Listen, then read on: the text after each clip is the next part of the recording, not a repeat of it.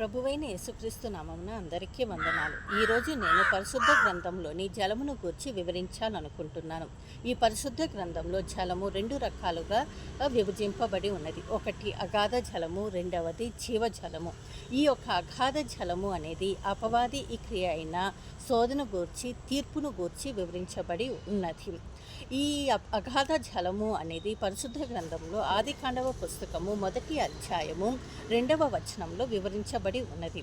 ఉదాహరణకు నోవాహు కాలంలో యెహోవా జల ప్రళయం ద్వారా తీర్పును అనేది భూమికి ఇచ్చాడని మనము చదువుకున్నాము. రెండవదిగా జీవజలము. ఈ జీవజలము అనేది యేసుక్రీస్తును గూర్చి, యేసుక్రీస్తు ఇచ్చు రక్షణను గూర్చి వివరించబడి ఉన్నది.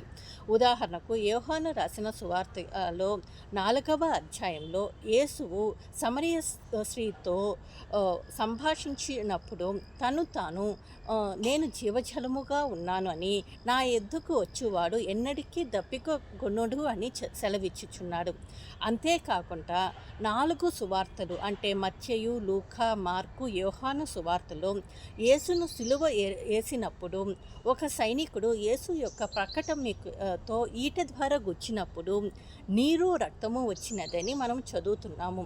అంటే యేసుక్రీస్తు నీటి ద్వారా, రక్తము ద్వారా మన యొక్క రక్షణ కోసము శరీరధారి అయి భూమి యందు జన్మించాడు. ఎవరైతే యేసునందు విశ్వాసం పొందుతారో వాళ్ళు జీవజలము తాగి నిత్య జీవము అనేది పొందుతాడు అని వివరించబడి ఉన్నది. ఆమేన్.